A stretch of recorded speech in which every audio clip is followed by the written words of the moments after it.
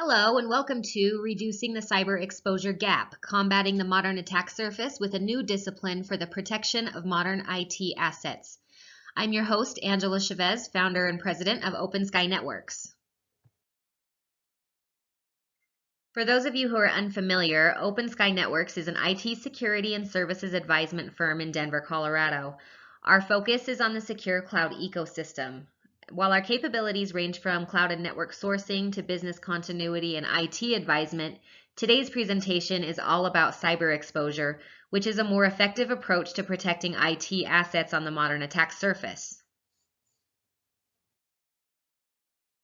The modern attack surface is all points of exposure that can lead to a cyber breach.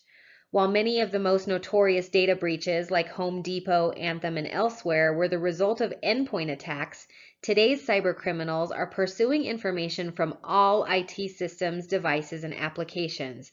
In other words, the target is everything. As the traditional IT perimeter dissipates with new technologies like IoT, OT, and mobility, there are more opportunities to infiltrate the network and expose sensitive data, intellectual property, and end-user information.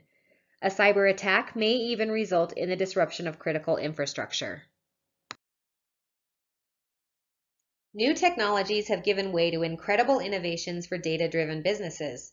The emergence of cloud and IoT have provided more efficient ways for businesses to operate, but these dynamic assets have increased the burden on IT to properly secure what they can't always see.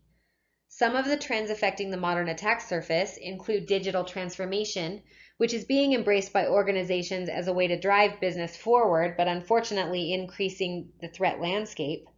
Public cloud services, which have increased business agility and enabled digital transformation, but the speed at which instances can be spun up and shut down provide a lot of blind spots for security teams.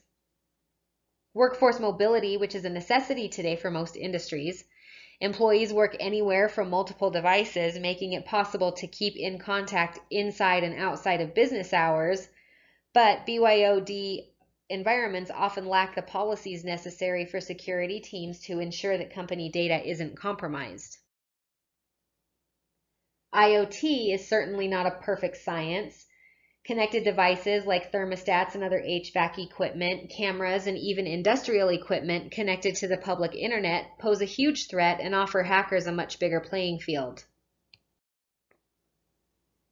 DevOps and containers are changing the speed to market for new technologies, but like cloud instances, containers used for development often appear and disappear before even having time to scan for vulnerabilities. The big issue with web apps is that web app developers far outnumber security professionals, and the wide landscape of applications are really hard to keep up with from a security standpoint. Almost every new application in itself is a web app, and web apps are prone to a wide range of vulnerabilities. Operational technology, or OT systems, provide the backbone of critical infrastructure. Industries like healthcare, manufacturing, and other environments need to be properly protected to ensure uptime, reliability, and compliance. But most of this industrial equipment wasn't designed with network-based attacks in mind and may be too fragile to run traditional vulnerability management tools on, so they utilize different tools and approaches. So while IT and OT are converging, the threat landscape is definitely at its most vulnerable. Traditional vulnerability tools were designed for traditional IT environments. The rise of new technologies and the growing necessity for organizations and consumers to be connected at all times has rendered many of these tools obsolete. If your security tools and processes haven't evolved as fast as the technology surrounding them, now may be the time to rethink your approach to security.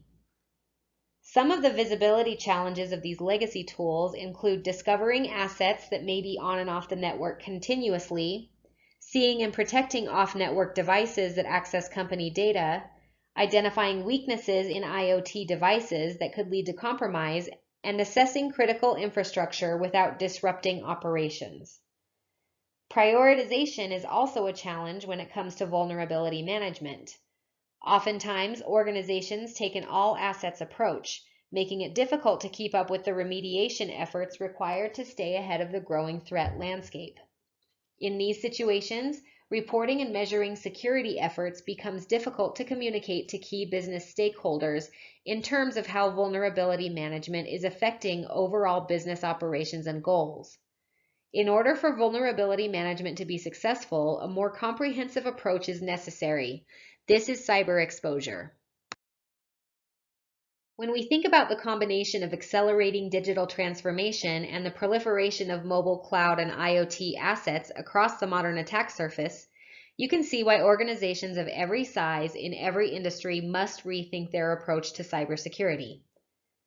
Cyber exposure is an emerging discipline for managing and measuring your modern attack surface to accurately understand and reduce cyber risk. It provides a framework that enables you to understand and act on cyber risk at all levels of the organization. The three core inputs of a cyber exposure model are asset and business context, vulnerabilities, and threat context. And the cyber exposure gap is the blind spot that lies between the visibility provided by current security tools and the complete set of vulnerabilities and misconfigurations across your entire attack surface.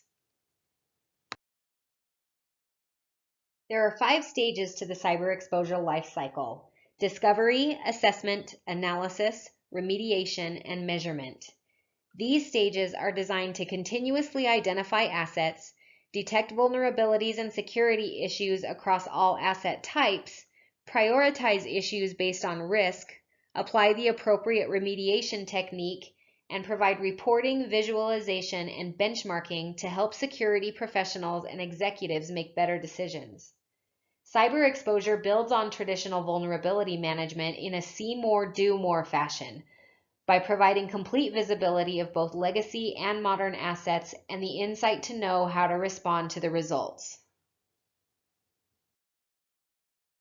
In order to close the cyber exposure gap, organizations need a new way to visualize and understand the gap across the attack surface. There are 3 fundamental requirements for closing the cyber exposure gap: seeing all assets and exposures across the environment. This includes servers and network infrastructure, laptops, mobile devices, cloud instances, IoT devices, and more. Understanding where to focus is critical to the measurement and success of a risk management program. Because we can't fix everything all the time, we need to take a prioritized approach, focusing on the most critical system first. This helps security teams prioritize remediation and provide clear, results-based guidance to IT, DevOps, and the line of business. And measuring progress over time and against industry peers is an effective way to communicate the effectiveness of the risk management program. Data and visual reports are invaluable to demonstrating the value of security investments to senior leadership and positions the CISO as a true business executive. When considering a cyber exposure platform, it's critical to know what to look for. An effective platform will align legacy and modern asset identification and assessment and provide results in a clear reporting format friendly to security teams as well as business executives. A modern cyber exposure platform will have the following capabilities: a unified view of assets so you don't have to move back and forth around platforms and systems to gather complete information; continuous asset discovery, which is live across all assets, can accurately detect vulnerabilities and appropriately prioritize remediation; data translation into business terms. This data should be consumable by key business stakeholders rather than traditional raw data that has to be sorted and translated by the CISO. And finally, regulatory compliance support that simplifies the reporting required to demonstrate compliance with industry regulations and organizational policies. For organizations embarking on a cyber exposure initiative, the benefits are numerous.